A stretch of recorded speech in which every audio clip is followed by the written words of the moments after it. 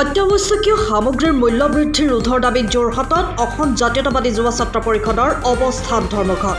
ইন্ধনজাত সামগ্ৰী, ঔষধকে ধৰি নিত্য ব্যৱহাৰ্য সামগ্ৰীৰ আকাশলংঘী মূল্যই সৰ্বসাধাৰণ লোকক কোঙা কৰি পেলোৱাৰ সময়ত অসম জাতীয়তাবাদী যুৱ ছাত্ৰ পৰিষদৰ যোৰহাট জিলা সমিতিয়ে আজি জিলা আয়ুক্তৰ কাৰ্যালয়ৰ সন্মুখত মূল্য বৃদ্ধি ৰোধ কৰাৰ দাবীত দুঘণ্টীয়া অৱস্থান ধৰ্মঘট কাৰ্যসূচী ৰূপায়ণ কৰে।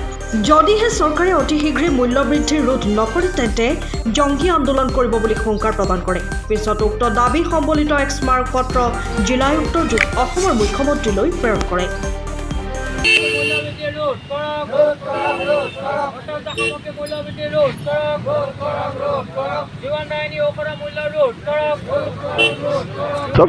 স্বাধীনতাৰ পিছৰ পৰা প্ৰায় 50 বছৰ কাল কংগ্ৰেছৰ অপশাসনৰ শেষ কৰিবৰ কাৰণে ভাৰতবৰ্ষৰ ৰাইজৰ লগতে অসমবাসী ৰাইজেও বিজেপি চৰকাৰ শাসনলৈ আনিলে। ভাবিছিলে যে ভাৰতৰ লগতে অসমৰ এখন অতি সুন্দৰ সম বিকাশ এখন হ'ব, সকলো ৰাইজ সমভাৱে যাব। কিন্তু প্ৰকৃতপক্ষে দেখা গ'ল যে বিজেপি চৰকাৰখন ভাৰতৰ তলতে অসমৰ ৰাজ্য চৰকাৰ অহাৰ পিছত এটা কথা দেখা গ'ল যে ইয়াত পুঁজিপতি গোষ্ঠীখিনি দিনে দিনে ধনী হৈ গৈ থাকিল আৰু সৰ্বসাধাৰণ ৰাইজ কিন্তু ক্ৰমান্বয়ে দুখীয়া হৈ গৈ থাকিল। আৰু পৰ্যায়ক্ৰমে দেখা গ'ল যে যিখিনি সামগ্ৰী অত্যাৱশ্যকীয় সামগ্ৰীৰ পৰা সকলো সামগ্ৰীৰে ইমানেই মূল্যবৃদ্ধি হৈ গ'ল যে সৰ্বসাধাৰণ ৰাইজে তেওঁলোকৰ ক্ৰয় ক্ষমতা সম্পূৰ্ণ হেৰুৱাই পেলালে।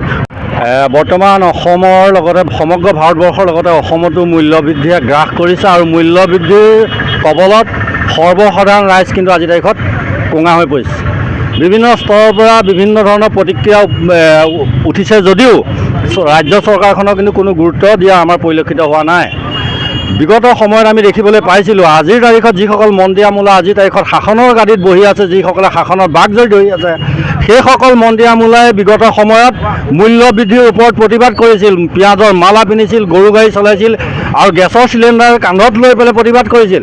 আজি সেইসকল মন্ত্ৰী আমোলাই তেখেতসকলে কিন্তু মূল্য বৃদ্ধি ৰোধ কৰাৰ ক্ষেত্ৰত নিয়ন্ত্ৰণ কৰিব পৰা নাই। ইয়াতকৈ আৰু লজ্জাজনক বিষয় হ'ব কেতিয়াও নোৱাৰে। সময়ৰ খবৰ সময়ত পাবলৈ ফ'ল' কৰক টাইম অফ আছাম।